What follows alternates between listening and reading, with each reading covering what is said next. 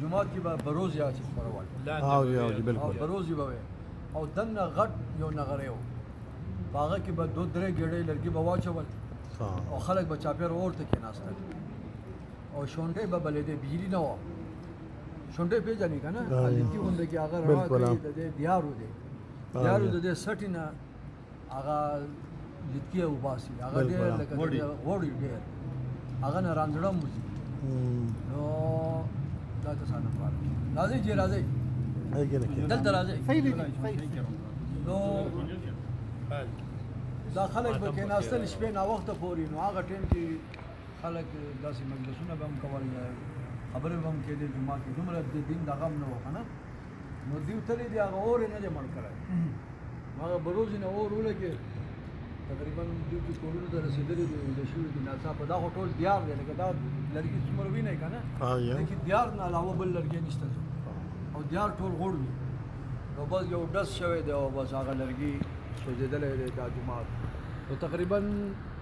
بیا دا د ریپیرینګ کړی دی وروسته هغوی خلک راغلي دي خو دا بره بره سوځېدلی دی بیا نو 7 کاله کې د دې ریپیرینګ شوی دی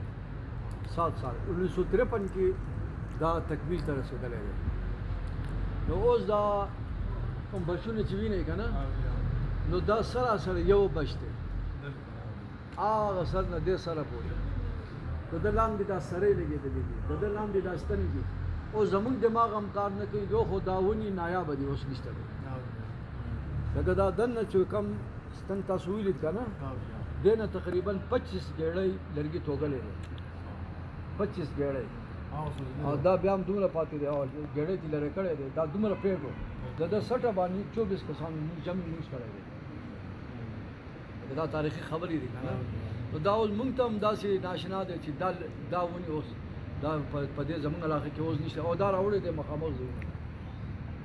دا مخامخ دې ځای نه راوړی دی نو دا بچ دی اوس څنګه خېجولی دی دا منځ کې دا سری څنګه لګولی دی هغه ټایم کې خلک هم کم وو نو خدای وله هغه طاقت څومره ورکړی دی او څومره همت هغوی له ورکړی دی نو دا جومات دا ستنې او دا جومات او دا بیا یعنې دا هغوی جوړ کړی دی نو مونږ هم اوس زموږ عقل کار نه کوي زموږ نه وروسته نسل چې راځي هغوی به بیا هغوی ته به دا ډېر ناشنا وي الحمدلله دا عجایباتو کې دی په دنیا کې و عجایبات دی که نه په هغه کې زموږ دا جومات هم دی د لرګو په لحاظ سره نو دا ټي وي کې هم تقریبا 25 26 27 منټ پورې دا ګرځي بل ورځ د جرمن نه کسان راغلي نو دا جومات یې ولید په دې رنګ باندې هغوی لږ خفه شو چې هلته مونږ ته یعنې عیسایانو باندې فخر کوو چې زمونږ داسې جومات دی د لرګو نو دا رنګ چې هغوی ویني وایي دا زموږ ګرجې دي هغوی ګرجې له وایي دا رنګ ورکړي دا رنګونه نه دي وایي دا زه هغه کې غټ کسان چې حکومت ته زه دا وایم چې دا رنګ نه دی نو الحمدلله دا لکه په دنیا کې د لرګو په مقابله کې د جومات د مقابله نشته دی دا داسې یو جومات دی بالکل نو لکه سیل والا خلک راځي دا جومات باندې ډېر خوشحالېږي او بره الحمدلله د ده تقریبا دا 9 کال دی مونږ بره منزل جوړو هغه کې هم تقریبا کروڑونو روپو خرچ راځي لرګي هم لګي دی شماره او ترکاڼان لګېدلي دي روزانه تقریبا یعنې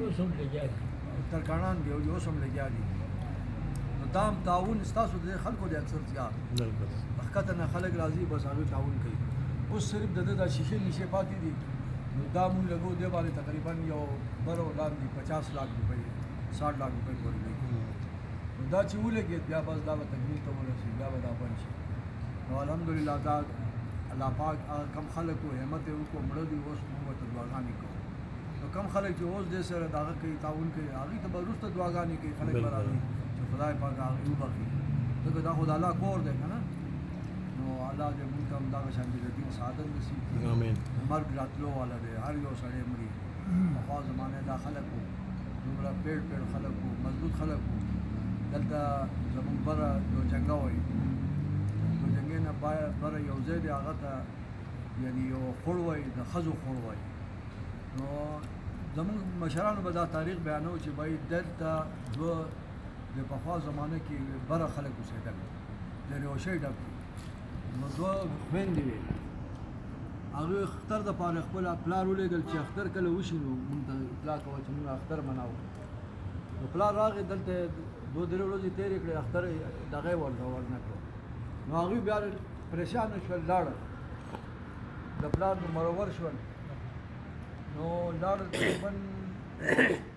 20 کیلومتر به یا 25 کیلومتر لرې لاړ یو خور خو را جوړه شو هغه مړه شوه نو هغې په یو ځمڅه کې ښخه کړه او بل اخوا واوړه دا قصې مونږ ته کېدی نو تقریبا سن 90 کې زمونږ مولوي صاحب مو خدای دې وکړي مونږ یو جماعت د تبلیغ والو لاړو هلته نو هغې ویل چې دې ځای کې یا هغه جینۍ ښخه ده د هغې هډوکي شته په دې ځمکه هسې وایي یاره مونږ لاړو نو هغه جینۍ هغه هډوکي وي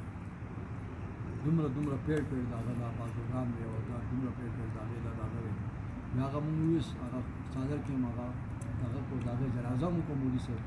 ځکه چې هغه مسلمان و که نه د اختر خو مسلمان مناوي بالکل جنازې مو کو بس هغه مونږ بیا هلته هغه کې نو دا پخوانۍ هغه خبرې دي زمونږ په مشرانو نه نو دې دپاره انشاءالله تاسو ته ما تاریخ بیان کو نو تاسو هم